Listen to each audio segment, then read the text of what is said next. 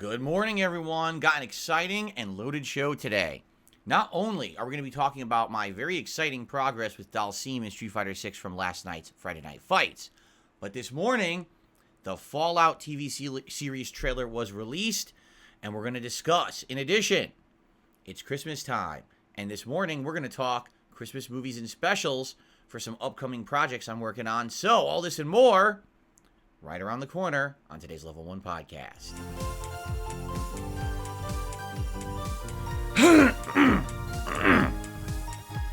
Very good.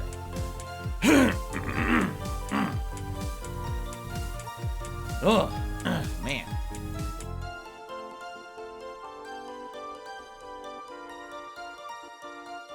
Oops, I forgot to mute.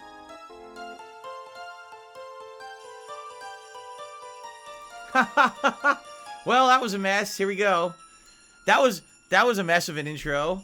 I accidentally muted the wrong thing as I went to clear my throat, and all you heard was me clearing my throat, ruining. I muted the jingle bells. I saw, oh, here it is. It's the mic. And I muted the jingle bells, and I proceeded to clear my throat in the loudest way possible. Directly into the mic. Well, it is what it is.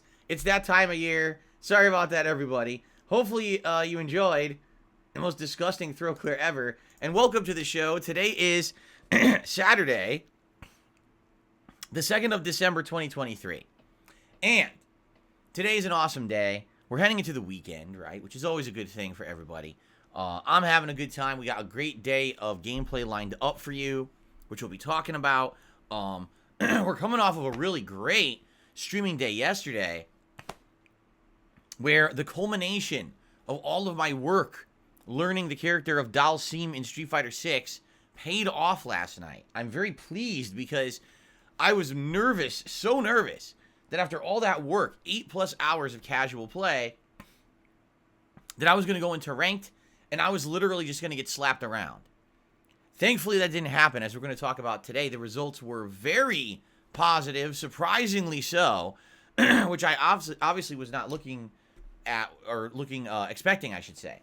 Now, in addition to that, this morning, they released the Fallout TV series trailer. Now, the thing is, I have some stuff to talk about there, but we're not doing a live react or anything on the show today. I have a show for that already. This coming Sunday. Tomorrow, the daytime stream is DSP versus the Internet, my weekly Clips React show, so I'm just saying, being that it's a 3-minute trailer, might be something perfect to submit for that show for me to watch. There you go. Anyway, we will talk about it. And in addition to that, we've got a countdown of Christmas movies and specials. Some of the biggest of all time that we will be talking about today on the show. For some reason, this one's way smaller. I didn't blow it up. And not to say per se that we're going to be ranking them, but I'll talk a little bit about each one. And why are we doing that? Because this month, one of the projects that I'm working on for DSP Reacts is I want to review at least one movie or special a week for you guys over on that channel. And it'll be cool for us to talk through all of those and maybe help to decide some of the ones that I'll be reviewing. And in addition, there's a strong chance we're going to be doing a Christmas tier maker where we rank a lot of those. So we'll have that discussion. A lot to do today on the show, right? A ton. So let's get started because we have so much to do. I think we should start talking about a summary of yesterday, including the Street Fighter 6 progress, then the schedule, then the Fallout, then the Christmas. So let's do that. Yesterday, I came back from break, and everyone was on the edge of their seat wondering how the day was going to go because the entire week I had had all these problems with my internet because of a malicious employee at Comcast who was actually using their powers at the company to continuously reset my modem, shut down my internet, and screw everything up. Right? Good news is, in a quick summary here, because I don't want to keep talking about it. I'm in a direct line of contact with Comcast. I have someone I'm working with on the situation. Supposedly, the issues with my internet being messed with are resolved and are not going to happen again. And as for everything else behind the scenes that happened, it's going to be resolved, okay? So you don't need to know anything further. Luckily, it looks like they're finally taking it seriously. It took all week, but they are taking it seriously. And hopefully, now that that's the case, there'll be no further interruptions to the business. All right? And that's it. You're probably not going to have any other big updates on that. It's just going to be that. And I just want to reiterate that for those who missed yesterday's show. All right? Business as usual moving forward. Hopefully, I don't have to mention it again. If I have to mention it again for some reason, I will. But hopefully, I don't have to. Fair enough? Okay.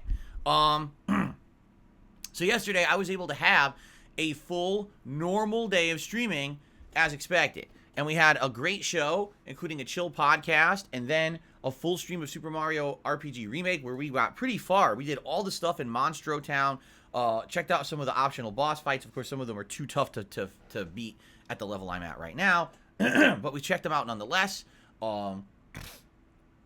Continued on. You go to Land's End. You fly on some paratroopers. That takes you to this forest where you grow. You fight some plants. You grow a beanstalk. That takes you up into the sky to Nimbus Town. We investigated Nimbus Town. We did the entire story of the Game of Thrones-esque plot line with a woman called Valentina trying to usurp power there. And we did all that. We completed that quest line. And then we jumped into the volcano, and we did that entire thing. And we kind of ended on a cliffhanger because the game kind of throws a gauntlet of bosses at you, and I ran out of time. So that's what we'll be resuming when we play it again on Monday. But it went really well. People showed up, engaged, supported. Stream was fun as heck. Tons of progress. Couldn't be happier. 2 thumbs up. Very pleased with my progress in Super Mario RPG right now. And if you're wondering, from my recollection of the game, we're very close to the end. Like, if I remember correctly, there's like one other major area left to go. Excuse me. Oh, my stupid nose. Sorry, I have a very bad postnasal drip this morning. I started sneezing, and it hasn't let up now, which is very annoying. Anyway, yeah, from my knowledge of the game, I think we have, like, if we just played one more major stream and we focused 100% on story development and beating the game, we could do it. But the game does have some side content we haven't done yet, the optional boss fights, and apparently, from what I'm to understand, in this remake version, there is new post-game content. And that I'm not aware of because I don't spoil myself on games, so I have no idea what the new post-game content actually is. I guess we'll find out because once we beat the game, we'll see. So, how many more streams do I have of Mario RPG? It could be just 1, or it could be maybe 2. It depends on what's available. I don't know, okay? So, we'll see, but either way, we're very close to the end of the game, okay? Last night, Friday Night Fights was the big stream that everyone was anticipating after I had played with Dalsim in casual play in Street Fighter 6 for about 2 weeks, about 8.5 hours of casual play with this character. I was finally ready to take him into ranked and see how I was going to do. I had to do my ranked placement matches. That's 10 matches in ranked that shows where you're going to place in the system, and then, playing and ranking up. So in the 10 matches, it was funny. I fought a very laggy Zengi. I fought a Ryu. I fought 2 Camis. And I know I fought a Rashid at the end. I can't remember who it was right before the Rashid. Maybe it was another Ryu. I can't remember. But basically, I had some really close matches. And last night, the lag was bad. It was pretty annoying. A lot of times when I was playing, all of a sudden the connection would go from 30, 40 milliseconds to 100 and then down back. And it would create this huge lag spike where everything goes into slow-mo and all your inputs are delayed. And good luck trying to get combos and stuff in that kind of an environment. Keep in mind, I'm playing Dalsim. This is not a character that's easy to recover from. If you drop a combo or you end up in a bad position on the screen, it could completely throw you for a loop and now you're done. You can't come back from it for that round. You're done. So it was a struggle. But I believe I won 6 placement matches and lost 4. But, big buts, and I cannot lie, the performance cannot be denied. I beat a ton of high-ranked diamonds. Like, one of the people who I beat was a 4-star Cammy. And I beat her twice in a row. So because of that, and a lot of them was like 1-1. Like it was 1-1, and then I would win the set, but I lost one match. So I think what happens is overall, the game judges that as a like overall victory. Even if you lost the match, it judges it in your favor. Okay. So what was funny is I'm playing, and it was a set against Rashid, and the first match was close, and I lost it. And then it says you placed in Diamond. I said, well, wow, that's awesome. I placed in Diamond. That's good. It means I won't have to grind endlessly through Platinum. Obviously, I did way better than I expected I was going to do. Let me finish this set against the Rashid. So then I proceeded to beat the Rashid 2 straight. And I was like, so I won the set. That's excellent. And then I looked at my ranking. 3-star Diamond. What? I thought, from everything I was to understand, until yesterday, you couldn't actually place higher than 1-star Diamond in your ranked placements. That was the highest you had to start, and you had to grind through Diamond all the way to Master. They changed it. Yeah. They made it so that if you do really well in your placements against high-ranked players, you actually get way higher rank. So I skipped, no exaggeration, that's skipping 3 to 4 hours of grinding gameplay to get to that level. I was so pleased. I was like, no way. That's amazing. That's a lot of skipping right there and a lot of wasting of time, basically. All right. So then I proceeded to play for about another 2 hours after that. Well, about maybe an hour, 45 minutes. And it was a great night. In fact, if you like the statistics, because I have the actual exact statistics here, because now we're back to ranked, which means everything's being tracked match by match, okay? So I ended up placing in Diamond 3-star.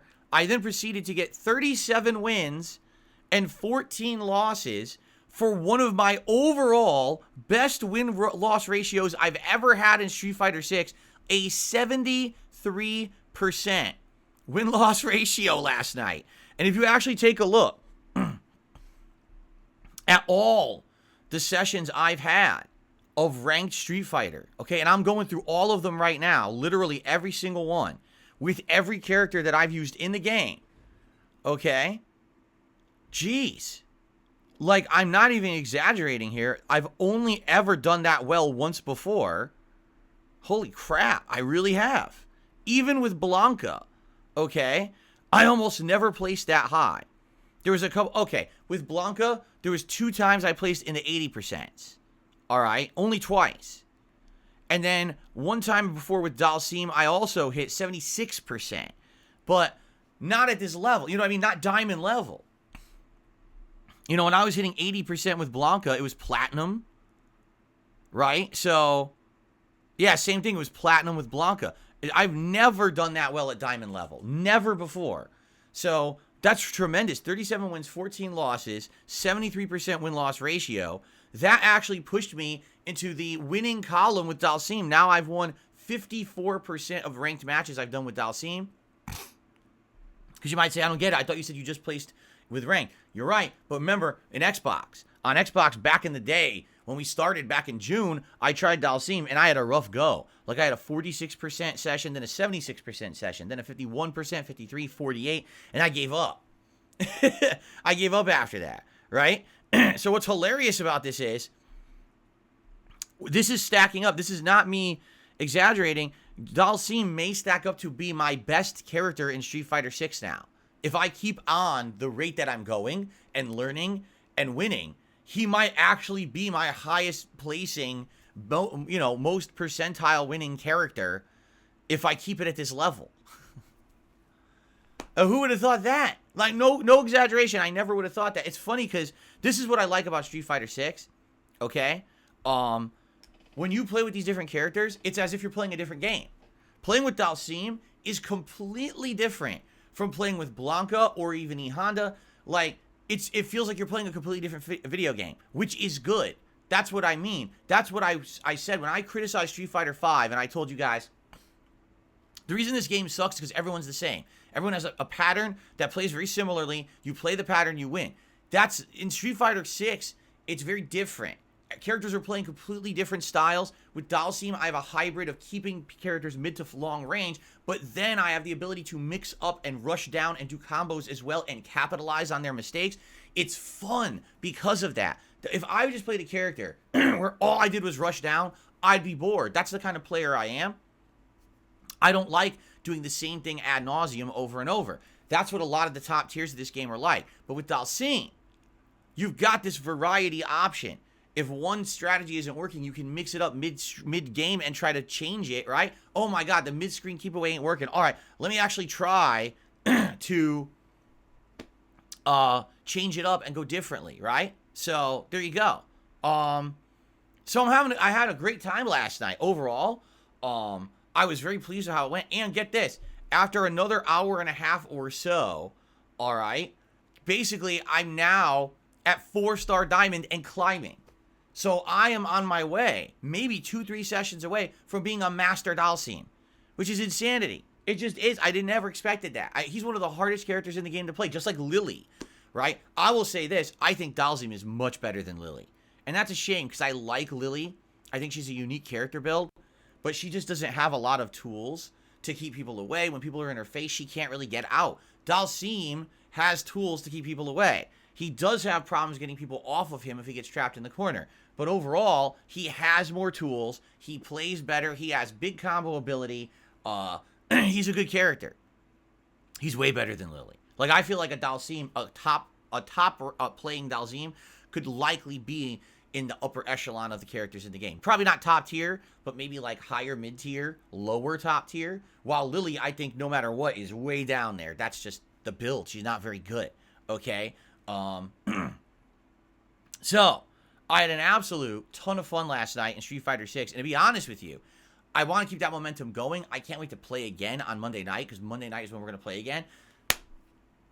I'm pumped. I'm so excited. By the way, because we haven't really talked about this in ages, overall matches, ranked matches, I guess we should say, played in Street Fighter 6, 5,575 matches played since the game came out, 3,284 wins, 2,290 losses, a 59% win rate. I'm still well above the win ratio, right? And the good news is, if I keep playing with Dalsim and doing as good as I am, this ratio may increase over time, which is great. One other thing I will say about Dalsim, I feel like the vast majority of people playing Street Fighter 6 have no idea how to fight him. Like, there were a few people I played last night who were like 3-4-star diamonds. They didn't know what was going on. Like, they had no idea how to counter what I was doing, and they just got zoned and destroyed. And I think what it is there's just not a lot of people who use him at a good level because he's too hard to use. And that's an advantage. Since I'm learning him and I'm getting better with him, not a lot of people are going to know how to counter his strategies. While everyone knows how to counter certain characters, right? Like, everyone knows how to beat various top tiers. Everyone knows how to maybe beat like a Blanca or a Lily. Dalsim is almost non-existent in the game. So people just don't know what to do. You know what I mean? So that's great, and I can't wait to play again on Monday night. Okay, so that's the next time. By the way, watch the videos for sure. They're live on the channel. Some of the best gameplay I think I've done. You know, reacting to everyone, doing giant punish combos. Some frustration there. You'll see a lot of lag. There was a lot of lag last night. Capcom even tweeted up and apologized for it. And we're like, yeah, for some reason we updated the game with Outfit 3, because that's really one of the cool things last night. We got to see all the new outfits. They were added to the game for the first time.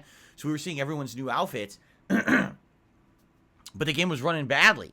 And they actually, apologized and said, yeah, we must have goofed somewhere. We got to try to fix this. So hopefully by Monday it's running better. So that was last night. All right. Now, let's talk about the schedule for the rest of the week. Today, full gameplay day again. And thankfully, today's kind of a makeup day for the messiness of last week's internet problems. Today, we're doing Modern Warfare 3 multiplayer on the daytime stream like it's supposed to be. Okay. And I'm excited for today because, number one, whatever daily challenges are in there should be exciting to try out. Number two, I want to continue on with some silliness with the Tonfa and then maybe mix it up. We'll see what you guys want to do. If you have any recommendations, I think I had unlocked the longbow sniper rifle, which we could try. And also, if you remember, if you use handguns like exclusively in this game, just like previous Call of Duties, I'm assuming you unlock dual handguns. And I'd like to do that because that's so silly to run around murdering everyone with dual handguns. It looks so stupid, but it's funny. So I want to do that too. We'll see. We'll see how it goes. But I'm curious what you guys want to see me do today in the game. Let's see once we boot her up. We'll get started and see what happens there. Okay? So, exciting stream today. Action-packed. Certainly hope you guys will stick around, engage, support, and enjoy the Modern Warfare stream, because I know you guys have wanted that. And I didn't have it all week because the internet was messed up, so how could I do it, right?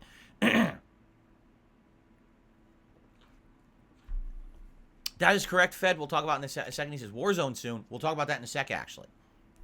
Tonight on the late stream, 6:45 p.m. Pacific time, it is Like a Dragon Gaiden. Exciting, chill, late-night stream. I love this game because it has so much open-world content that you can explore and enjoy. I love the fact that it has so many missions in Sotenbori that you can do with Kiryu, and they're all different missions. Last time around, we unlocked an awesome crossover mission. I kind of don't want to spoil it yet for those who didn't watch the playthrough, but there's an awesome crossover mission between Kiryu and other stuff that studio has made, and I was like, whoa, this is like really fun and cool. It's kind of a cool Easter egg for people who like the series. So, so that's coming up tonight. We're going to continue on with that. Plus, those late night chill streams are so fun. We get to talk and interact and enjoy and relax and talk a lot. With, you know, interaction is key on those streams. It makes it good. So I'm excited for that tonight. Okay.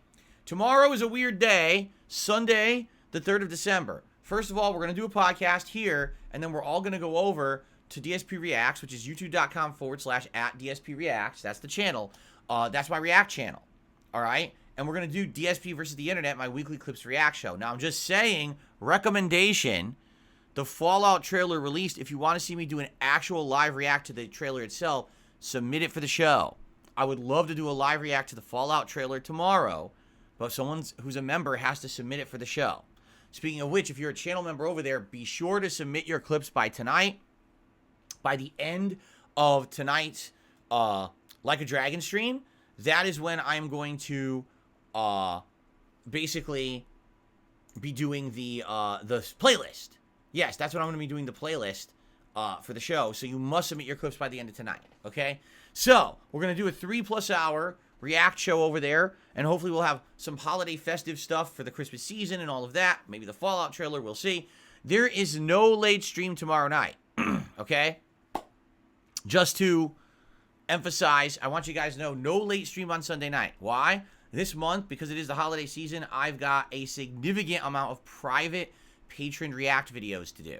So because I have so many to do, I actually will not have time to do a late stream. I have to take the time out to do them. And it's fine.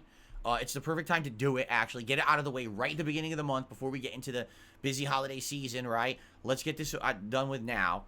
So no late stream tomorrow night, just so you guys know. Fair enough? Okay. I'll be back on Monday with full-time gameplay streaming. It'll be more Super Mario RPG on the day stream, and the late stream will be Street Fighter 6, which I'm very excited. You know, this diamond level gameplay now with Dalsim, and see how we do.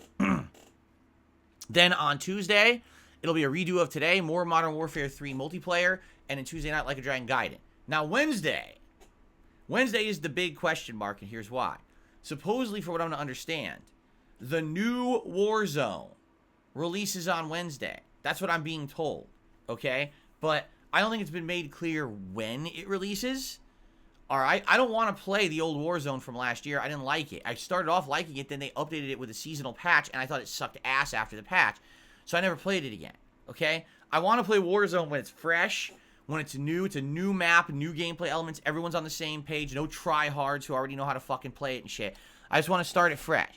So, I know you guys like the Warzone, too. You like me doing the Battle Royale. I've done it in multiple games of Call of Duty. You really enjoy it. It's cool. I like it, too. But I don't think we know exactly when it releases, right? If it's out in time for the daytime stream on Wednesday, then I may do it as the actual daytime stream on Wednesday. Okay? Which I'm okay with. I'm totally down for that. But if it's not out in time for the daytime stream, then we may have to do something different, like mix it up, and maybe we would do, we could do Street Fighter as the daytime stream on Wednesday. We could try to finish Super Mario RPG on Wednesday, and then maybe the late stream could be Warzone. I'm not sure. I don't even know. I don't want to overpromise and underdeliver. You know, I hate doing that. So I don't want to say, we're playing new Warzone Wednesday daytime, let's do it, and then it's not out, and I'm like, ah, shit, right? So I'm hoping we're going to get exact information on when new Warzone releases soon, because I haven't seen that posted by the Call of Duty team. They haven't said, oh, worldwide it'll release this time on this zone and this time on this time zone. I haven't seen that yet. So once we get that information, then we can more formally plan out Wednesday. I want to play the new Warzone. I just don't know if it's the day stream or the night stream right now. And then whatever else we do, we balance, I guess would be up to you. Like, if it's a day stream and we can finish Mario RPG, maybe we should just do that to get out of the way and focus on new games. But if not, maybe we should do Street Fighter. I don't know. Let's talk about it. Because the thing is, I'm liking Dalsim a lot. I want to play more, but we are going to do it Friday Night Fights again. So we'll talk about it, all right? And if anyone has information on that, let me know. If you have, like, the concrete information on how Warzone's going to release, I would love to have that. By the way, I just want to turn my fan on low. Right now, I have the window cracked open, but it's so cold outside. I don't want to open it any further. It might be too cold in here, but I need a little bit of air circulation. Let me just turn the fan on low quickly. There we go.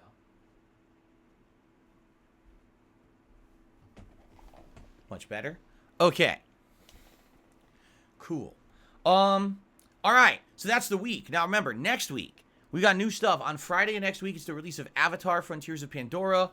Brand new game from Ubisoft that ties in, apparently, gameplay elements from Far Cry into the universe of Avatar. Sounds good to me. I'll be getting Ubisoft Plus subscription back in order to start playing this game on Friday. So it's probably going to be that and then Friday Night Fights with Dalsim. Next week will be a balance between that and maybe Warzone / multiplayer of Call of Duty as daytime streams with Street Fighter and Like a Dragon Gaiden at night. And, of course, if we need another stream to finish Mario RPG, we will do that. Keep in mind, the game after that we're playing next, that's a new game, is RoboCop. So we have these different games coming up during the month. And then, of course, as new stuff happens, we'll tackle it. A couple quick reminders. Reminder number 1 is please nominate your favorite playthroughs that you saw me make in 2023.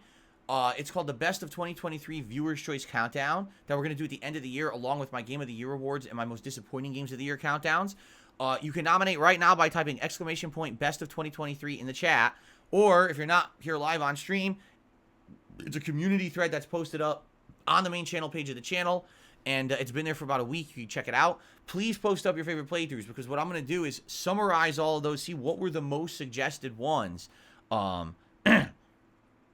In about a week and a half, and I'm going to make a poll based on that, and then you guys are going to vote, and then your votes will directly determine the countdown that we're going to do at the end of the year.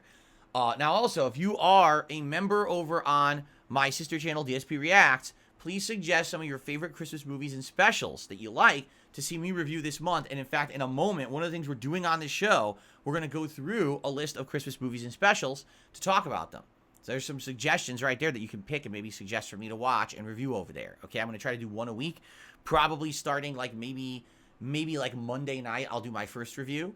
And then maybe, depending on time, if I can do another one later in the week, we'll see. I'm thinking doing 1 to 2 a week, Christmas reviews, okay? Okay, very cool.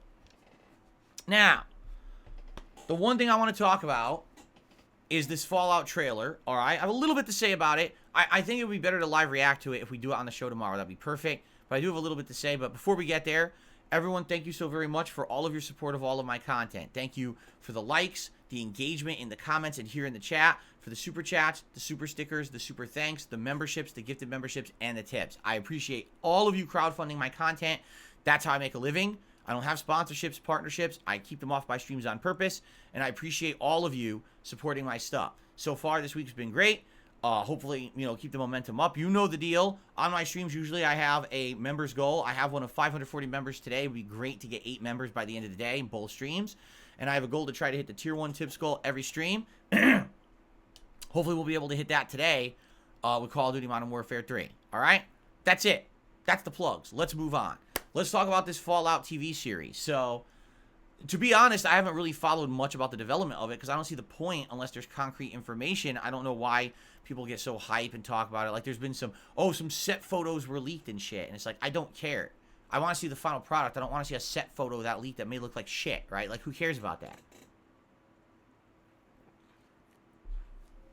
So, yes, the Fallout trailer released this morning. It's about 3 minutes long. There's a lot in this. There's, obviously, the plot is that people are living in the vault after the apocalypse.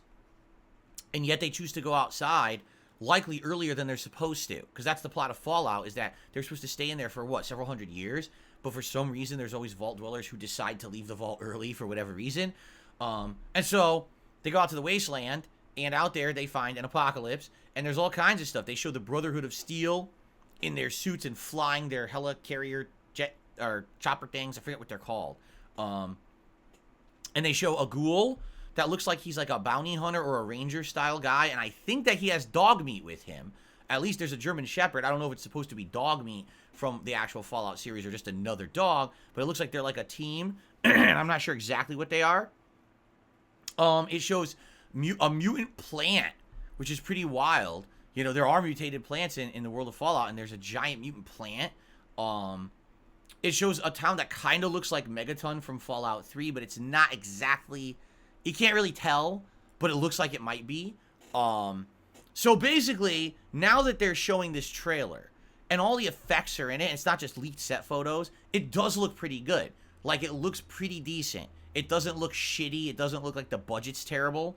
So that's a good sign. And the thing that I really like about the trailer is, even though it's following the plot of Fallout in general, it looks like it's an original cast. It's not like, oh, you're the vault dweller from Fallout 3, and it's the same exact plot, or, you know, you're the guy from Fallout 4 who gets shot because he has the casino chip, or not Fallout 4, excuse me, Fallout New Vegas, and it doesn't, you know, it doesn't look exactly like any of them, okay? It actually looks like its own plot, and the cool thing about that is, if it's its own plot, number one, they'll have creative liberties to do whatever they want with these characters.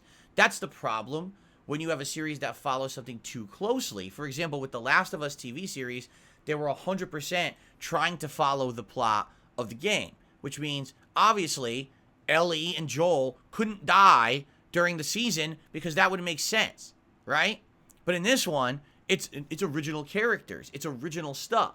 And because it's all original, right, it means that you can actually enjoy it, and it's not anything weird, or, oh, we have to absolutely depend on it being this or that or anything. You know what I'm saying? And that's a good thing, in my opinion. I like the fact that they did it that way. I would much rather, at this point, after having seen what they did with The Last of Us, and basically, because they changed so much in The Last of Us TV series, those were the worst parts. You know what I mean? But in this case, because it's so original and exciting, it looks interesting to me. Now, it could also suck. You know, it all depends on the writing. And this thing was being written and you know, developed, remember, right in the middle of a writer's strike in Hollywood and everything. So I don't know. We'll have to see.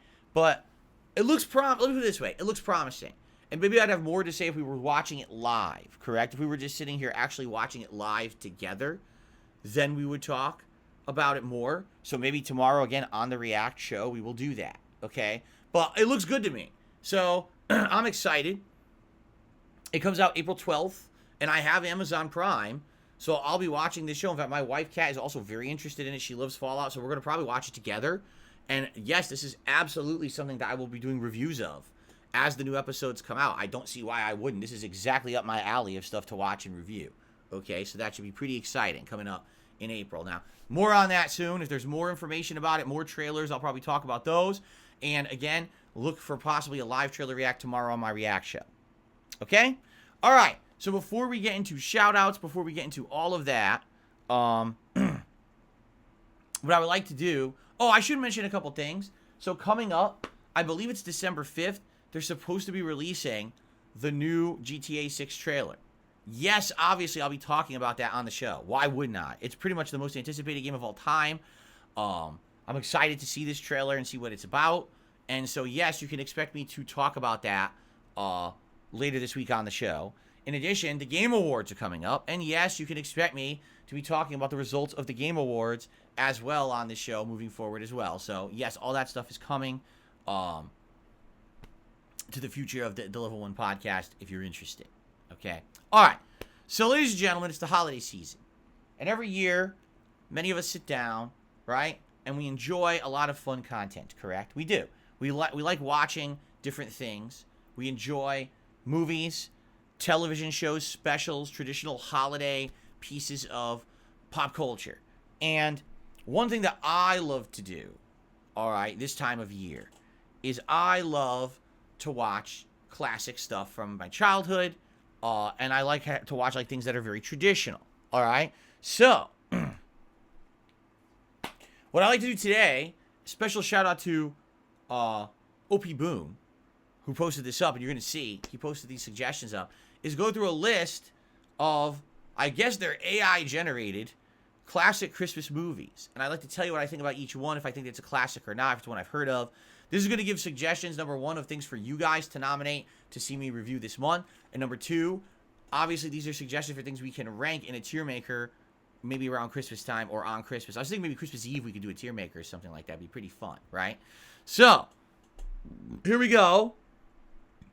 AI-generated Christmas classics. I'm just going to have to go full screen. This is, you don't want to see my ugly mug. This makes it much easier to read, right? So, just going from the top down here. Let's actually, we don't have to read his message. Number one, It's a Wonderful Life. I remember this movie. The thing is, I didn't even see this movie in full until I was an adult. Like, this always played on TV when I was a kid, right? And I absolutely remember quotes from it. I remember the music from it. But I actually never paid attention to it until I was an adult. And then when I actually watched it as an adult, I appreciated the movie so much because it's all about real life and how in real life things don't always go according to plan, no matter how good of a person you are, no matter how the best of intentions are, things always go wrong. You know, it's kind of the ultimate bad things happen to good people movie.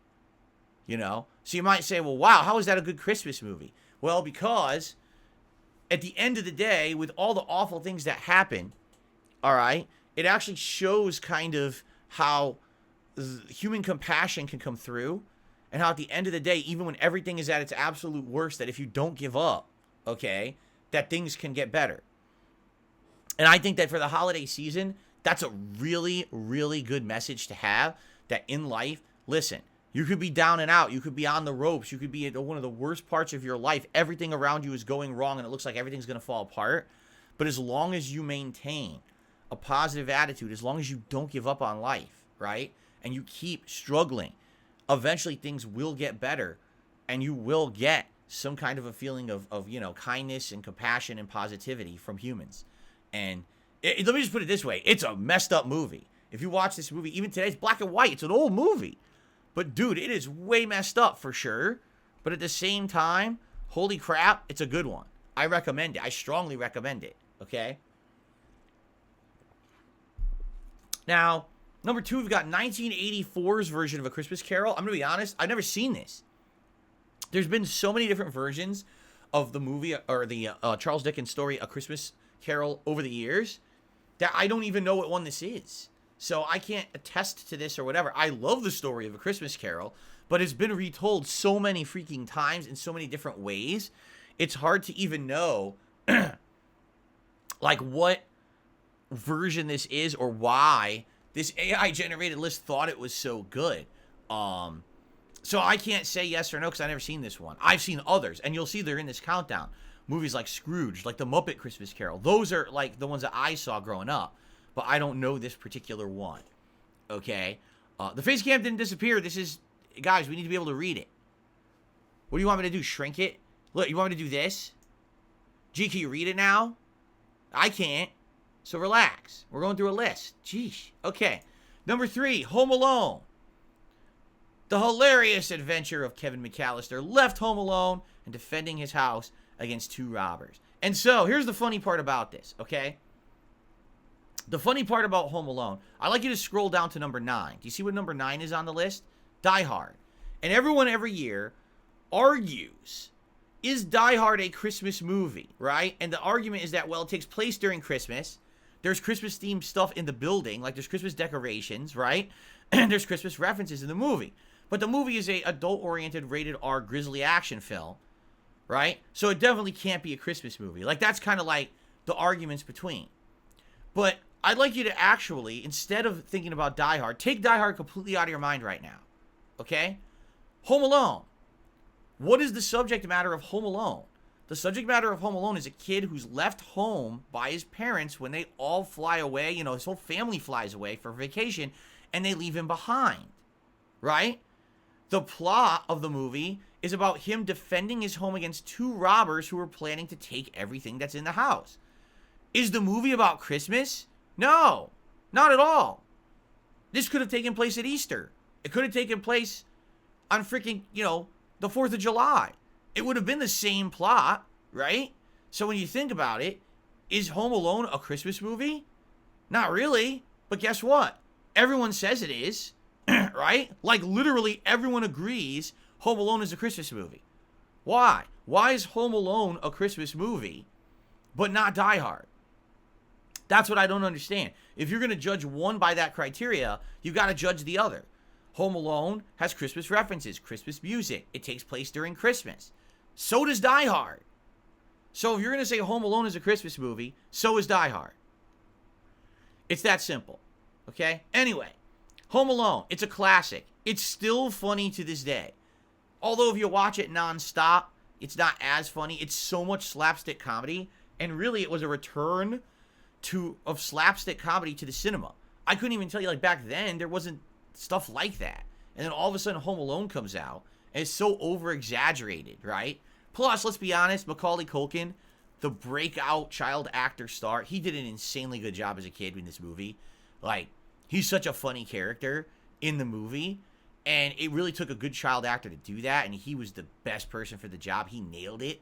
So, I mean, the ensemble cast that's in that movie, Catherine O'Hara as the mother, and her good acting. Of course, the two robbers, Marv and Larry, correct? They do a great job.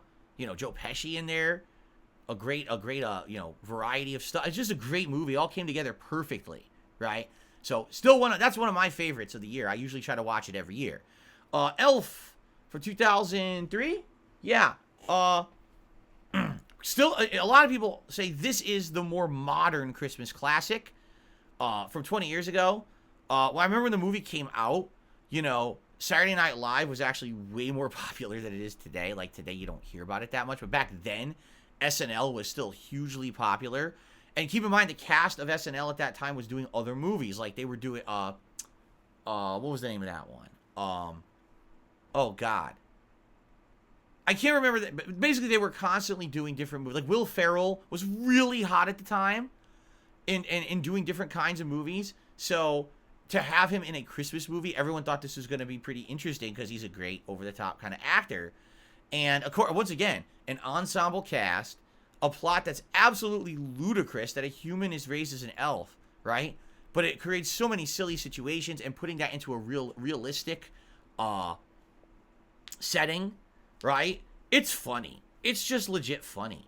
It's disgusting too, but it's funny. And it's a good watch. I don't like it as much as some of the classics from my childhood, but I absolutely still think it's a great watch. Every year I usually will watch it at least once if it's on something. You know what I mean?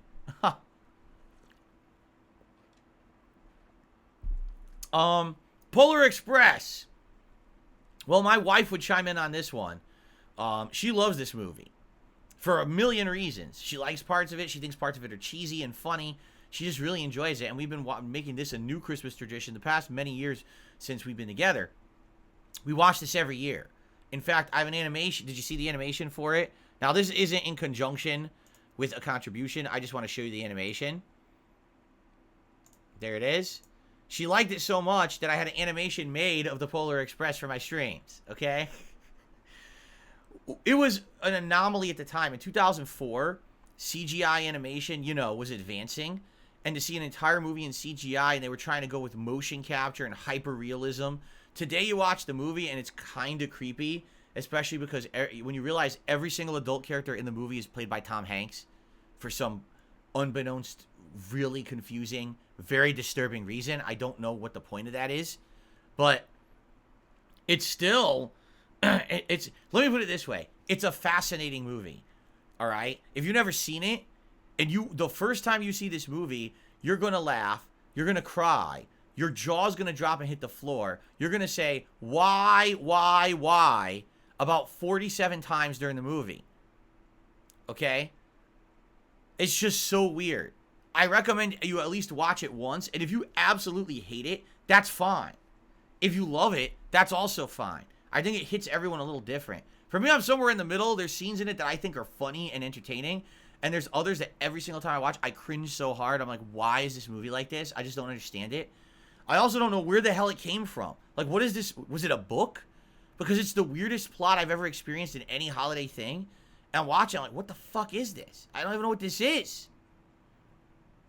Anyway, continuing on. How the Grinch Stole Christmas, the 2000 edition starring Jim Carrey, the live-action movie. It is an atrocity. It is a slight against mankind. It is such a bastardization of the original Dr. Seuss novel and plot. It is an unholy abomination. I think they actually had to sacrifice several million souls in order to have this movie created, because it is such an atrocity. It's like this.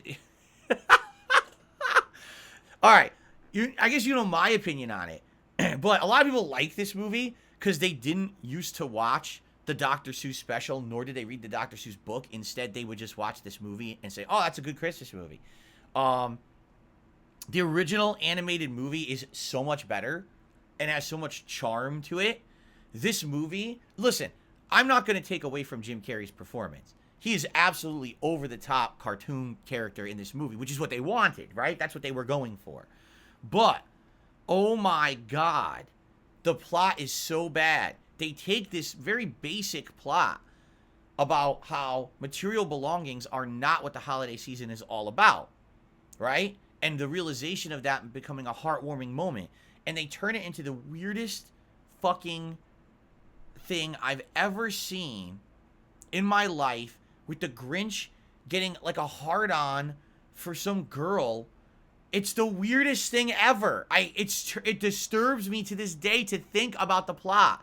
I don't want to think about the Grinch getting aroused.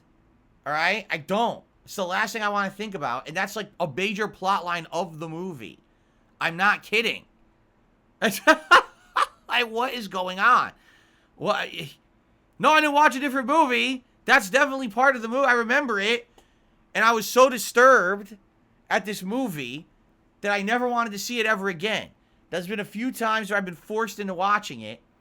And every time, I feel like a part of my soul is taken away from me. And I lose about a year of my life. Alright? I don't like this movie, if you can't tell. I prefer the original animated special. It's so much better. I recommend that. And this movie should be burned. Every copy should be found and burned. And all the digital copies should be corrupted and scrambled. No one should be able to watch this atrocity. Okay? There you go. Anyway, continuing on. A Christmas Story. 1983. This is a movie that in my household when I was growing up was a Christmas classic. We would watch this every year. It would play around Christmas time. We would watch it every time. It's one of my dad's favorite movies of all time. Little Ralphie, right? Growing up in old school America, all he wants is a Red Ryder BB gun for Christmas, but everyone tells him he'll shoot his eye out. Also, he's a horrible writer because he gets terrible grades on all of his compositions in school, but don't make fun of him for that. Also, kids licking flagpoles and getting their tongue frozen to it. Also, Santa stomping on your face. I'm not kidding. That happens. It's a really good movie. Bullies and beating up the bullies and everything. It's great. There's tons of funny moments. And again, it kind of teaches a lot of classic American culture stuff. Like, did you know that back in the day, in the United States, they used to only put up their Christmas trees on Christmas Eve? That was the tradition. It was Christmas Eve you would put it up. And then it would stay up for like a couple weeks, so you would take it down for the new year. I didn't even know that. And my parents even said, yeah, that's what we used to do, but now we do it different. Now we put it up around Thanksgiving, and everyone kind of does that now. Everyone does it much earlier. But as I mean, you could see like a representation of old school United States if you watch this movie. So I strongly recommend it. It's a Christmas classic for me. Okay? Miracle on 34th Street. Yes, all the way back 1947. It's another Christmas classic, just like It's a Wonderful Life. This is a really interesting movie because half the movie seems like a heartfelt Christmas movie. The other half seems like a courtroom drama where you don't know if a man who thinks that he's Santa Claus actually is or if he's insane. It's a really unique movie for the time. Like, I can't believe it's a 1947 movie because it doesn't feel like it. If you watch this for the very first time, if you've never seen it, right, and you watch this movie, I'm telling you, it stands the test of time today. And here we are, 80 years later, and it still feels like a movie that could have been made today. It's very entertaining. It's got great acting. It's a great film. I strongly recommend that you watch it. Also, again, it's another one where, it's another movie where basically a lot of American culture is kind of based on it. You'll hear references in the movie that became like pop culture lines. It actually talks about old school Macy's and other stores in the United States and how they used to be so prominent and stuff. It's a really cool, you know, kind of historic movie. I definitely recommend you watch it. Die Hard. Well, we already talked about it, right? It's an action movie set in a skyscraper where basically everyone in the building is being held hostage by terrorists.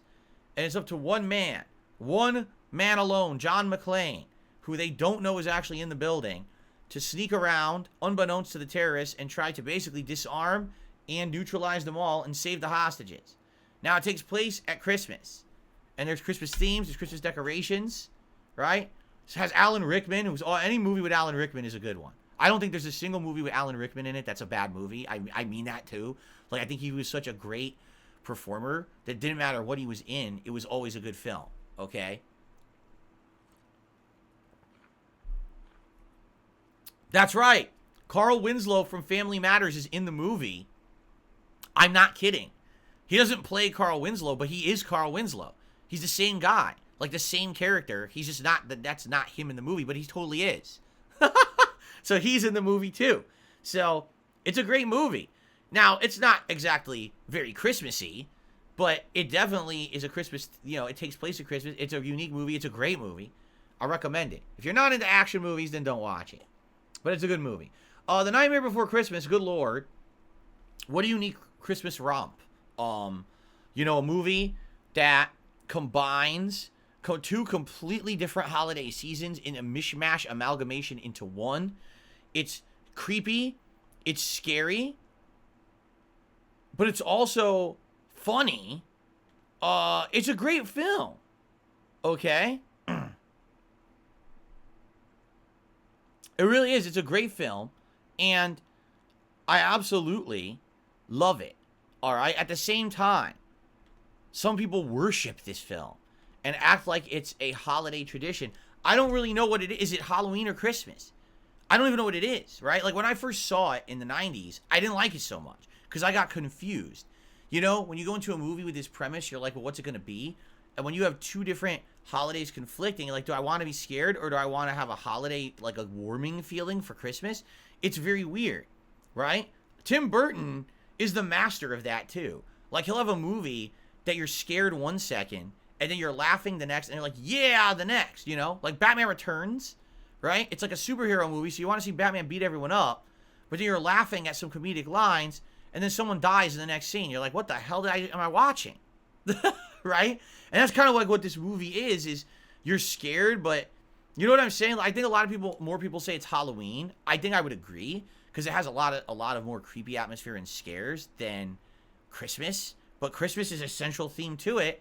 So a lot of people to this day still say, you know, The Nightmare Before Christmas is the better, well, it's a better Christmas movie. I don't know. I personally don't really matter. It doesn't really matter to me, but I do enjoy the film, all right? I think I would probably watch it more for Halloween than Christmas, though, being honest here, okay?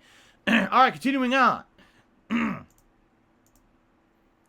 Love Actually. This is one I've never seen, but a lot of people have recommended to me. So they're saying it's set, I guess it's supposed to be like a bunch of people around the holidays, and it's their life around the holidays, and how their lives intersect. And it really, the reason I've never seen it, I just don't like romantic comedies. I just don't find them entertaining. I find them very cheesy, forced, unbelievable. You know what I mean? Like, I've seen You've Got Mail or Sleepless in Seattle in these movies. I'm like, I just don't like this movie. I think, actually, hold on, I gotta make this smaller. I just don't find them very entertaining. They're not believable films. You know what I mean? Like, they're just really over-the-top, unrealistic nonsense for the sake of, like, oh, the feels or whatever. I don't really like that. So I've never really liked those kind of movies. So I've never, ever kind of felt like I wanted to see this film. Even over all the years, even being a YouTuber for 15 years, people always bring it up, Love Actually. And I'm like, I've never seen it. I don't really have a desire to see it. Okay? But maybe I will one day. White Christmas, this is one I've not seen. For the 1950s, a bunch of singers team up at a Vermont inn with romance and memorable musical performances. I've never seen it. Again, this is an old-timey kind of family romance movie. I've heard the name a million times. Isn't this the one where they came up with the song White Christmas for it? Maybe I can't remember. Maybe this is actually the movie where that song came from. Or maybe they just named the movie after the song. I don't know. But never seen it. But I bet you, how much you want to bet? If it's this time period, it probably has Frank Sinatra and Fred Astaire. Right? All the movies of this time period had those actors and performers. How much do you want to bet it has at least one of them? But if it's White Christmas, it must have Bing Crosby. Right? Maybe I'll look into it. I guess we'll see. I'll probably look into it. Okay? Anyway, continuing on. The Santa Claus from 1994. The Tim Allen classic. This is at the height of Tim Allen's popularity when his home improvement sitcom was super white hot on TV. Everyone loved it. It was one of the highest rated sitcoms of all time at the time. Right? And basically, he wanted to, doing movies. And this is the movie he chose. I think he picked one of the best options because this is now a holiday classic that we all watch and talk about all the time. The premise of the movie is that a divorced father, all right, struggling to be a part of his son's life around the holidays, accidentally paralyzes Santa Claus. He makes Santa accidentally fall off of his rooftop. And because of that, oops, I goofed, he has to become the new Santa. Which leads to all kinds of hijinks and all kinds of things. He keeps growing facial hair no matter what. It keeps regrowing a big white beard even though he doesn't want to. He grows it. He keeps gaining weight even though he's not eating. It's a very weird movie because it tries to combine real life with fantasy in a weird mashup way. But it's very entertaining. Okay? It's very good. I think you'll enjoy the movie. If you haven't seen it yet, I strongly recommend it. It is a classic to me, although I don't watch it every year. I love it every time I watch it. But the movie that I watch every year is National Lampoon's Christmas Vacation from 1989. Of course, starring the great Chevy Chase and that family. Well, I say that family, but not really. Really, the recurring actors in the Vacation series are Chevy Chase and his wife, right? And then Cousin Eddie. Everyone else is new, and like the kids always change actors every film. I think that was one of the running jokes, that they always recast the kids every film. But man, it is a funny-ass movie. It is for adults, although I watched it as a kid many times. Got a lot of adult content in there. It's a combination of, again, classic Americana. What was it like to be an American in the late 1980s, early 90s? What was life like when it came to the holiday season, when it came to just life in general? Clark, who's the dad, is a corporate guy in this movie, and basically is kind of treated like dirt by his company. And that's kind of one of the actual kind of plot lines of the movie. It's not just about seeing what Christmas is like for Americans, but also seeing what life is like for Americans, and how a lot of Americans that are just trying to get by and do the best for their family constantly do get mistreated. And it's a really interesting movie. Let's put it that way, because it combines other themes. Some of the other vacation movies are just pure comedy. This one's not. This is almost like a commentary on American life at that time, okay? But it's got a hilarious amount of jokes. It's got great acting, a crazy ensemble cast, because it's not just the core family, but their parents on both sides of the family show up to spend time with them. It's a really funny movie, all right? And I would argue one of Chevy Chase's best performances he's ever done is this movie. I don't know if he feels that way, but I actually feel that way. Okay? I watch it every year. I strongly recommend you watch it. Scrooged. 1988, 88 is it? Yeah. The Bill Murray version of A Christmas Carol. So as I said, A Christmas Carol was earlier on this countdown, But I never seen like that 1984 version. But Scrooged I've seen a million times. Okay?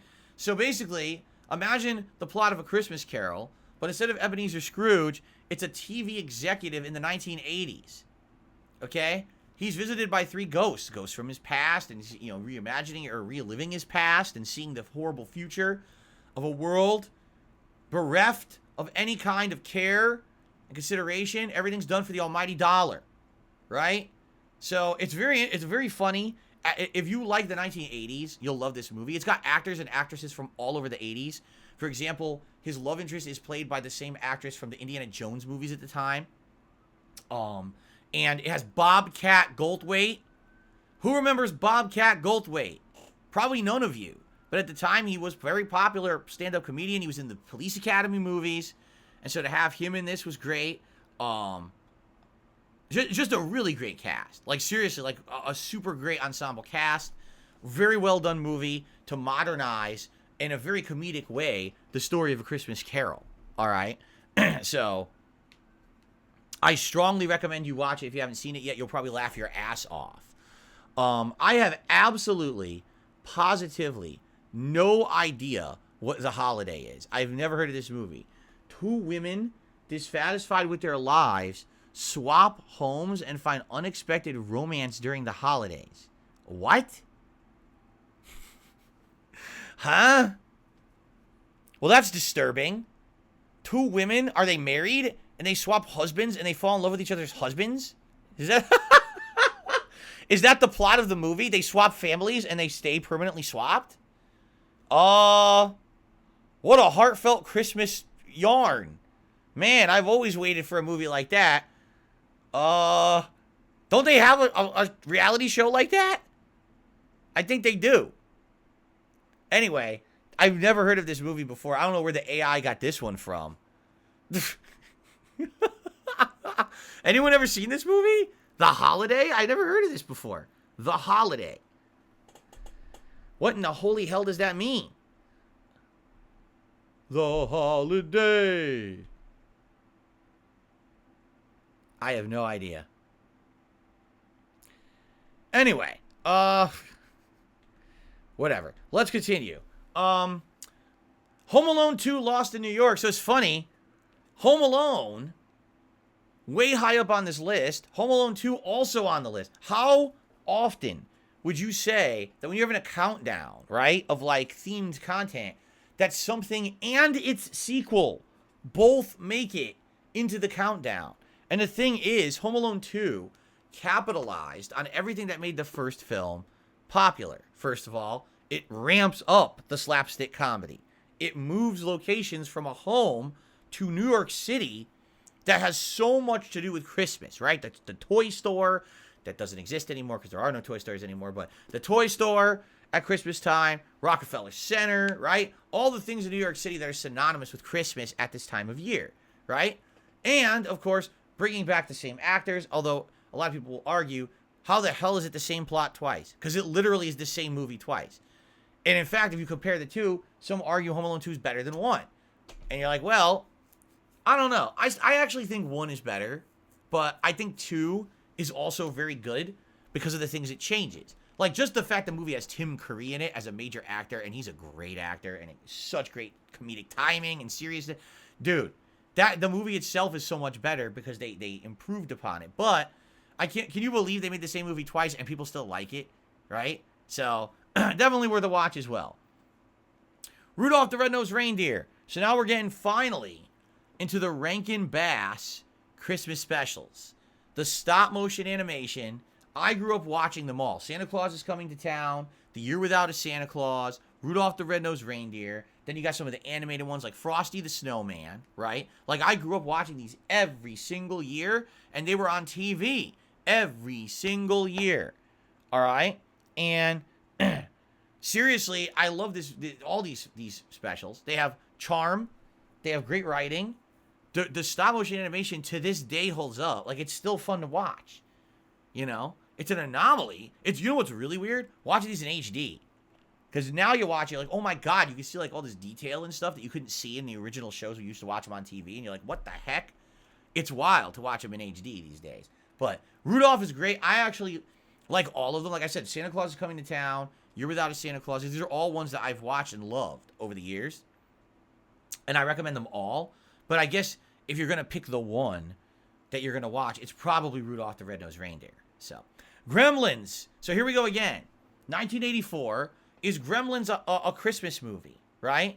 Well, if Home Alone is a Christmas movie, and if Die Hard is a Christmas movie, then Gremlins is a Christmas movie. Is it about Christmas? No. It's about a dad looking to give a Christmas present to his son, and he kidnaps, literally without actually buying. He's supposed to buy it, but the guy who's going to sell it to him doesn't trust him with it. He kidnaps a small creature called a Mogwai. He brings it home to his son. His son, of course, not knowing the rules of how to take care of this creature, immediately does everything wrong. He gets it wet, it feeds it after midnight, it immediately multiplies, turns into a bunch of monsters, and starts destroying the town. Okay? What? Yes, that's right. That's what the movie's about. I'm not kidding.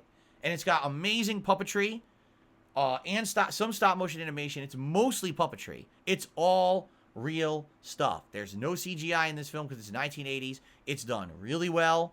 I saw this movie a million times when I was a kid, and I love it. Even though it's got some real creepy atmosphere, it's got some scares, it's got good stuff. I really like this movie, and I recommend it to you if you want to see a horror. This is like, how can I put it? This is the ultimate mashup before there were mashups. So before there was The Nightmare Before Christmas, there was Gremlins. You see? The original holiday horror movie. Only really is a horror movie. So I recommend it. The Muppet Christmas Carol. Funny part about this, I did not see this movie when it was new. I only saw it, no lie, late 2000s is when I first saw this movie. And ever since I saw it, I absolutely love it because I think the Muppets are outstanding. I think they're great content. They're funny. They're witty. They're perfect for kids. It's for people of all ages, right? Kids love them, but also adults can enjoy their humor because they have adult writing in there too. And this is arguably... This is the best Muppet film ever. Some people would say it's The Muppets, the one that resurged the Muppets over a decade ago. I feel like this is the movie that's their best movie. Michael Caine, oh my God, does he do an insanely good performance as Ebenezer Scrooge, which is hilarious because he's acting to a bunch of puppets, but he does an insanely good job as Ebenezer Scrooge. He's so convincing that you'd probably like to see him be Ebenezer Scrooge in a real non-Muppet version of A Christmas Carol. You know what I mean? Like, he nails it. And it's funny, it's witty, it has some interesting spins on the story that make it a little bit different than the original Charles Dickens storyline, but at the same time, it still has the spirit of the original. It's not like it's all hammy Muppet puppetry. It's definitely trying to tell the story properly, okay? So, I definitely love this movie. And let's face it, this movie inspired 90% of streamers and content creators today with their dyed hair, their over-exaggerated mannerisms, and their blatantly trying to pander to children to make money. Okay, so that was a joke. I'll take that part back. But I definitely like the movie. I hope that you guys will check it out. It's arguably one of, if not, you know, the best interpretation of A Christmas Carol outside of the original. Okay? So there you go. Okay. We're almost done with the countdown. There's only a few more.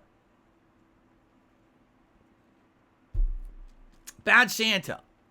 A dark comedy about a con man and his... Now, wait a minute. You're not supposed to say that. Right? You're not supposed to say that. Aren't you supposed to say little person? You're not supposed to say that word. His little person accomplice posing as Santa to rob stores. Starring Billy Bob Thornton, right? Billy Bob? Is that really his first name, Billy Bob? Anyway. I've seen this movie, all right? Admittedly, the first time I saw this movie, I thought it was very, very, very funny. Okay? Again, an ensemble cast. Bernie Mac in a really good turn here in this movie. Honestly, I don't think, out of all the movies in this countdown, I don't think this one has aged as well for me because I've seen it after the fact, and I actually don't really like it as much anymore. Like, the first time you see it, it's like shock value because it has so many adult themes in it. It's definitely this is a rated R movie. All right? It's for adults, not for kids. I wouldn't let a kid watch this movie. But I don't know, like, out of all the ones in this countdown, if you were to say, what's the one you probably don't want to watch again out of the ones I've seen? Probably Bad Santa. Like, it's just not as good as the others. Like, I would much rather watch Elf again. I would much rather watch, you know, any of these over Bad Santa. But it doesn't mean that it's not something that was, for the time, it was iconic. You know, was it 2000? It's 2003? I didn't even realize it was that old. I thought it was more recent than that. Okay, so here's our last ones from the countdown. The Family Stone, I've heard this one. I've never seen it, heard of it. A dramedy about a man bringing his uptight girlfriend home for Christmas to meet his eccentric family. I don't know about it. I've never seen it. So I don't know if it's good or not. It sounds like a romantic comedy, so I probably wouldn't like it. Jingle All the Way, oh my God, 1996. Arnold Schwarzenegger, at this time, was trying to get out of action movies and become more of a comedy guy. So he did Kindergarten Cop and he did this, right? And he also did Twins, right? He did like 3 or 4 comedies in a row. And basically, this one, for the time in the 90s, it resonated huge. This is another one that if you watch it today, a lot of the things did not age well. Like, there's a joke about leaving a bomb in a package at the post office. And today, if you said that, you'd be flagged by the FBI and they'd come to your house. But back then, like, before really messed up stuff actually happened, that was funny. Because you would think, oh, that would never happen. That's exaggerated, you know, comedy. You see what I'm saying? So, anyway, I love this movie. It has Sinbad, by the way, the great Sinbad, who I feel is an underappreciated talent in American cinema.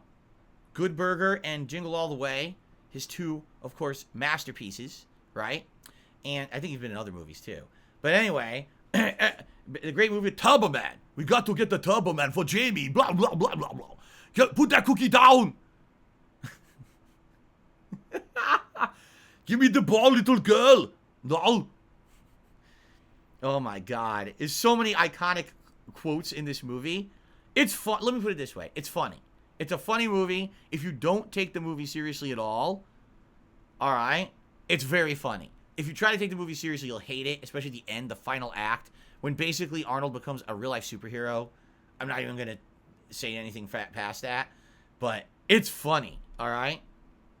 And by the way, if you knew how it was back then with toys, at the Christmas time, how crazy it was to get toys for your kid, what they wanted for Christmas and stuff, it was wild back then, and this is definitely representative of that time period, okay? Then we got A Charlie Brown Christmas, another Christmas classic that I watched every year as a kid, 1965 animated special. It is basically an amalgamation of the Charlie Brown comic strips into a coherent, 25-minute plot line. And it's very well done. It actually teaches you about the true meaning of Christmas, both religiously and not. Okay, so if you're religious, you'll like this. If you're Christian, I should say, excuse me, because that's teaching you the real meaning behind the Christmas holiday. But also, it also teaches you about the whole kind of emotional, human, empathetic meaning behind Christmas itself. Okay? And it tries to thwart off commercialism. Again, a lot of these Christmas specials these days, commercialism and corporatism and all this is bad, right? And this is one of the movies definitely tries to show you how commercialism is bad. So, I like this one. I try to watch this every year if I can. And then, The Christmas Chronicles, I have no idea. This is a recent movie, 2018. Siblings team up with Santa to save Christmas after accidentally causing Santa's sleigh to crash. I have never seen this one. I don't know if you guys have heard of this one. But I have never heard of this one. So anyway, there's a countdown, I guess AI-generated countdown of 25 popular Christmas movies and specials. If you guys were looking for suggestions of things to suggest for me to watch, to do reviews this year, those would definitely be some of those to suggest if you could. And Derek, I know you just showed up. This list, if you want to watch back this Level 1 podcast, will be a great list to draw upon to maybe do that tier maker that we're thinking of doing probably around Christmas Eve-ish, okay? All right, so there we go. Now, that took a little bit longer than I expected it to. Let's do some shout-outs. We've got Fiji J, who did a super chat this morning and says, Phil, how do you do? I'm doing good. Thank you for asking, Fiji J. Welcome. Daddy Pig. I looked and it doesn't look offensive to me. It's not like an insult. It's just a weird name. Re-up their membership for 2 months as the Comcast employee is dealt with Old Yeller style. I hope not, but I do hope that, the nonsense is over. Cheetah Man re-upping their membership for a whole year I said, this has been quite the year. Glad to be here. Thank you, Cheetah Man. And Destiny Warrior Zero with a super chat. Adam Sandler's doing a comedy tour in my area. Oh, yeah? You know, you're going to see it? I'm curious if his stand-up is still pretty good, because his stand-up used to be pretty good, honestly. It was. And then, you know, over the years, he just became a movie guy, and his movies could be very hit or miss. But his stand-up comedy back in the day is what he was known for in the 90s. So thank you, Destiny Warrior. I appreciate that. See here? Okay. So as of right now, I do not see... Hold on.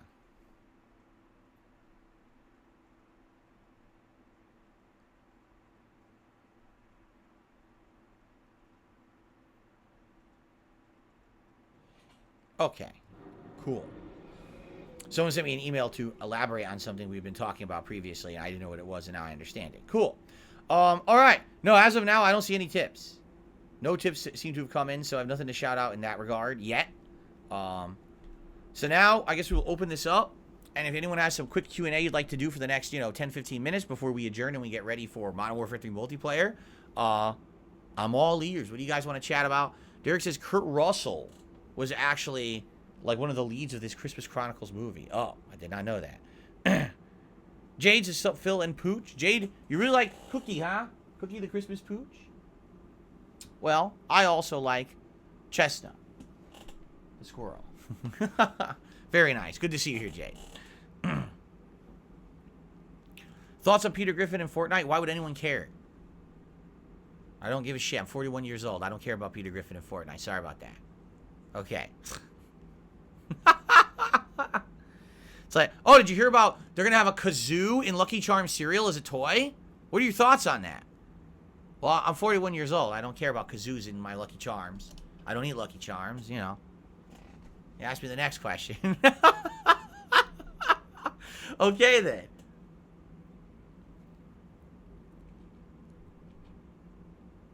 Derek, yes, both of those would count. The kazoo is actually more interesting in height. That's funny. Someone just said that. Yes. There you go.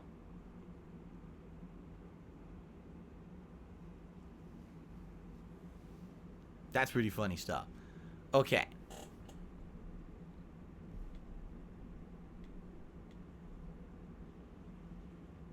Well, I hope everything's fine with my tip stuff. The only reason I say that is because let me put it this way. With all the malicious stuff that's been going on against me recently, it does make me nervous when a stream goes down and all of a sudden it's like, okay, why there's no tips today. That's fine. We didn't even start with gameplay. It's not a big deal. But I look at, oh, God. Tell me nothing's wrong. Right? I hate it. And you're like, well, Phil, you're paranoid. You're right. Like, don't you think I have a reason to be?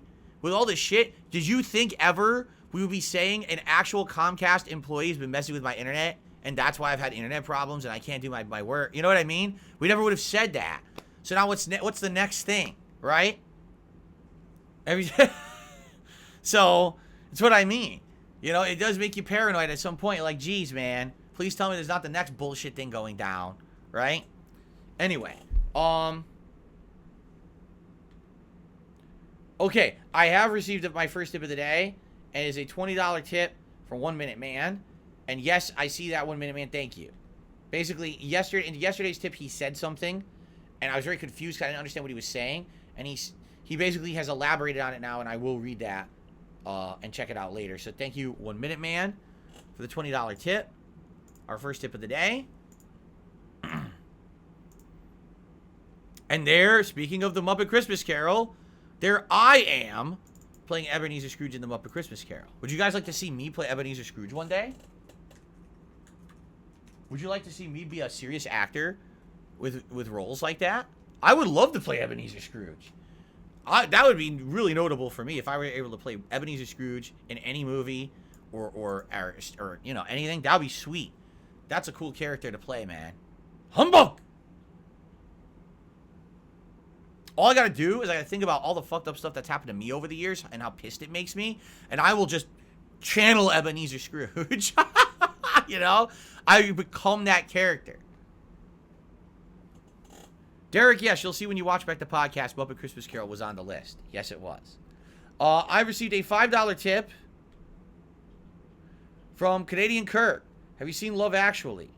Watch Love Actually. It's actually very good. No, that was in the countdown this morning. I think people are joining late. That was in the countdown this morning, and I outright told you guys I've never seen it. I'm not a romantic comedy guy at all. I'm not into that stuff. So, I've never seen it.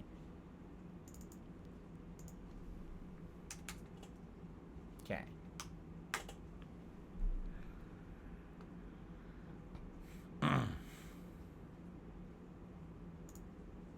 Very good. Have I ever heard of Santa Inc. by Seth Rogen? Oh, it has a 1.7 out of 10 on IMDb. Never heard of it, no. Do I like the original Rudolph movie and Frosty the Snowman? I like all of the Rankin Bass stop-motion animation specials. I've seen a lot of them. There's a few I still haven't seen, but I've seen a ton of them, and all the ones around Christmas I've seen and love. How many fighter coins does it cost to get the new costumes in Street Fighter? They are 300 coins each, and if you do the math, that's like $6. Yeah, and that's why people are so upset, because if you do the math, it costs over $100 to buy all the Outfit 3s in Street Fighter 6. We were talking about this yesterday, that this is a big thing people are pissy about, because they're like, why on the holy hell are you charging more than double the cost of the game at this point for the DLC outfits? You know, I got the Dalcine one, and I likely will get Lily's, because I like Lily's. After that, I really don't know if I'll even get any of them, because I'm not really actively using those characters, and I don't want to spend that money. It's too expensive, you know? Alright.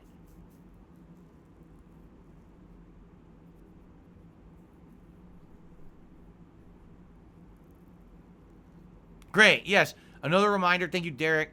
Another reminder, you must post up your videos for DSP versus the Internet by the end of tonight's late night stream of Like a Dragon Gaiden. If you don't, they're not going to get in. I would strongly recommend posting in the new Fallout trailer that came out today if you want to see me live react to it. But last chance, and I would say holiday theme stuff would be great. I'd love to react to a bunch of Christmas stuff tomorrow. It would be great.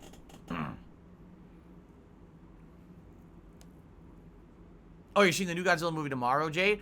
The reviews are stellar. Like, the reviews for this Godzilla -1 are, like, super good. They're saying it's, like, the best monster movie ever made. Holy shit. I wonder why it's so good. I wonder if it has, like, a serious, like, a ultra-serious plot or something. Right? Like, it's an actual, like, a horror movie or something. I don't know. Perfect thing for the holiday season, right?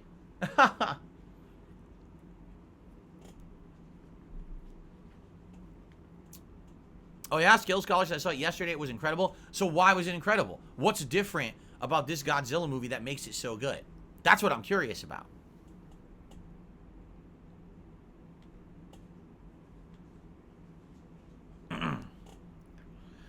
Do I think King Kong and Godzilla should join forces for a future movie? They already did. Didn't you see the last one, Godzilla vs. Kong? They did. They teamed up to beat Mechagodzilla. That already happened. The human drama is quite good. There's actual character development for the first time ever. There you go. Oh, is the new Wonka movie coming out before Christmas too? Oh, I didn't know that. This is a more classic take on original Godzilla. Ah. That's the best when you go to the movies and you're going to see Transformers or you're going to see Godzilla and 90% of the movie is about human development. That's my favorite part of a movie when I go to see it, is when it's not about the title of the movie. You remember that? Remember Transformers the movie? And 80% of the movie was about a bunch of fucking annoying humans? And you're like, what the fuck is this? I thought this was about Transformers. Where are they?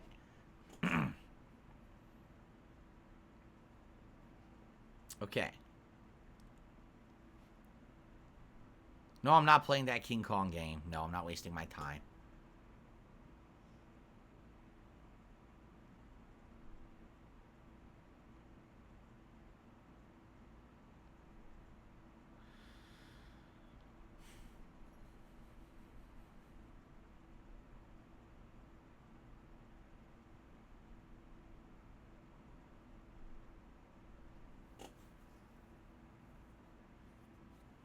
Okay. Any last minute stuff here, guys?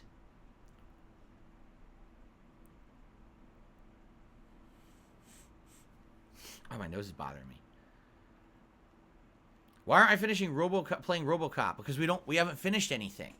The one game I finished was Starfield, which was an ongoing playthrough. I was playing like once every few weeks, if that. That wasn't an ongoing playthrough. We're still playing 4 games. Think about it: Super Mario RPG, Modern Warfare 3, Street Fighter 6, Like a Dragon Ishin. We're playing 4 games. There's not time in the schedule for a 5th game. We have to finish something else to move on to the next. Then we have to finish something else to move on to the next. That's just how it works. So we'll be playing Avatar this Friday. That's probably going to take up the spot of Super Mario RPG. Then we got to wait for time, and then it's RoboCop next. You see? I'm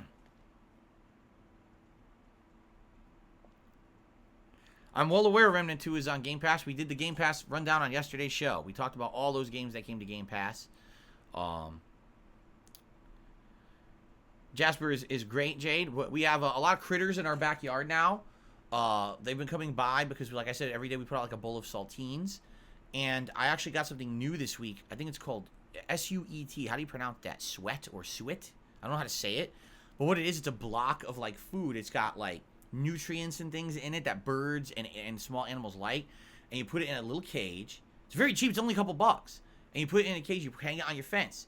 So now we've got squirrels, birds. Everyone's coming by in the morning to eat. And when the whole backyard's full of creatures, Jasper is really enjoying it. He just sits there. He's all active. He's like, he's jumping around, watching all the animals outside. Yeah, it's great for engagement for a pet.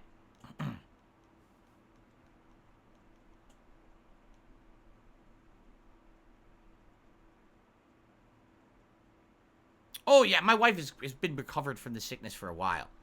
As you can hear, I'm fine, right? I don't really have anything. At worst, it's the stupid post-nasal drip, which never goes away for me. It's always there. So every once in a while, I'll get a tiny little tickle in my throat. But I'm recovered. She's recovered. It took a while. It took over a month for really all of those cold symptoms to go away. But now we're both 100%. So. You can't believe the Elden Ring DLC hasn't released. Yeah, you know what's going to happen. They're probably going to announce it at Game Awards this week. I guarantee it, because that's exactly, remember, it's always Jeff Keighley who gets all the exclusives on FromSoft stuff. He was the one who dropped the big trailer for Elden Ring. So I guarantee you they'll be the one. That'll be world premiere, Elden Ring DLC information, maybe even the release date. And how much you want to guess? I'm going to guess this. You ready? This is my prediction. The Elden Ring DLC is coming out Q1 2024 amidst the other 100 releases. I'm not even shitting you. I think they're doing it then. So it's going to be one of the busiest first quarters we've ever seen for gaming ever in history. That's what I'm predicting.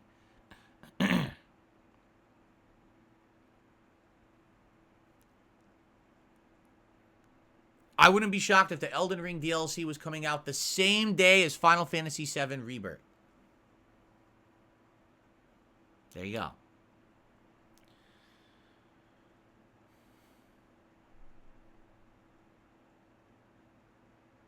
Thank you, Derek.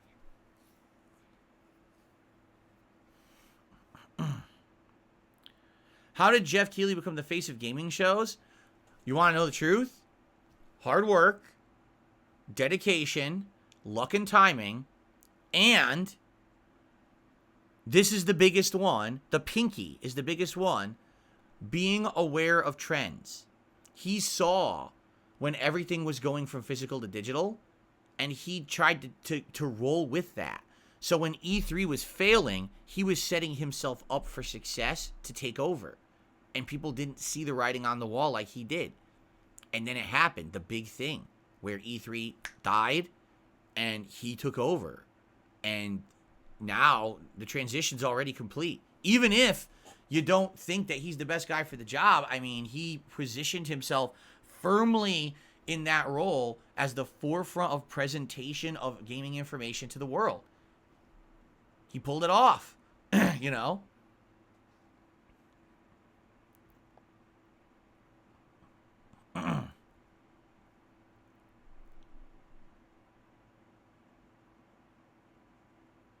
Really?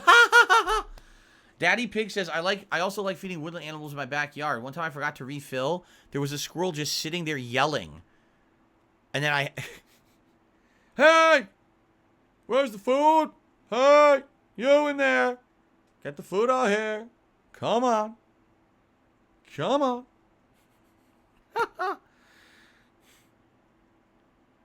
No, I'm sure it's more of a squeak, squeak, right? A squeaky sound.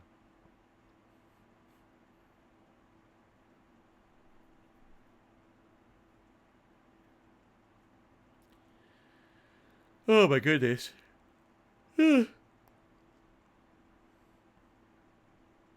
Will I drop multiplayer games in Q1 if there's a lot of releases?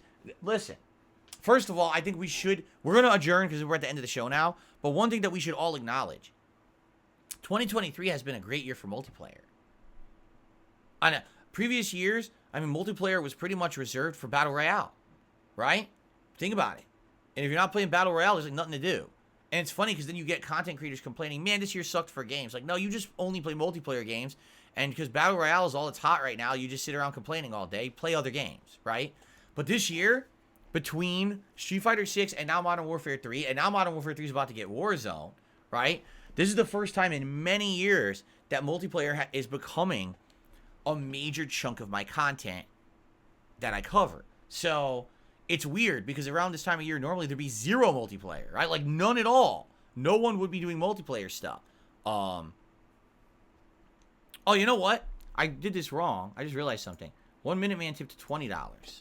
I put 25 on the leaderboard. I even said he tipped 20, didn't I? I'm just realizing this. Anyway, so yeah, like this is cool. I like having multiplayer as part of the rotation and my schedule.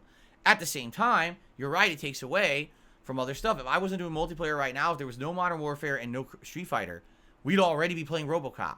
We might have already gotten past another game and be playing something else, right? But that's just how it works. Now, Q1's insane. Q1, there's a ridiculous, like just in the first month of the year, we've got another major multiplayer game in Tekken, right? We've got the possibility of Suicide Squad. We've got Like a Dragon, Infinite Wealth, and I think 2 or 3 others. I think there's like 5 games coming out in January. That's a heavy loaded January. You know, and February, same thing, like it's continuing. We're going to have to decide what we want to do. At some point, I feel like there's going to be stagnation. Let's just be honest. Right now, the reason Modern Warfare 3 is working as a multiplayer game, because there's a lot to do. I'm constantly unlocking a new weapon, use a new build, try something different, using melee, then go to use the handgun, then use this piece of equipment. Use a sniper rifle, use an assault rifle, use an SMG, use a shotgun. I'm doing all different stuff. That gimmick will work for a while, but it's going to run out. Once we've seen everything, right? It's not going to be as fun anymore, right? It just won't. I'm not a pro player in Call of Duty. I have no aspirations to be. So eventually, the well will run dry with Call of Duty, and we'll have to basically say, Now, Warzone's about to come out. It's another one. Could be something that lasts, several weeks to months and everyone loves, and it could be a nice opportunity for me to enjoy this game mode and chill with you guys. Or it could end up being boring after a couple sessions and no one cares about it ever again. You don't know what's going to happen with that.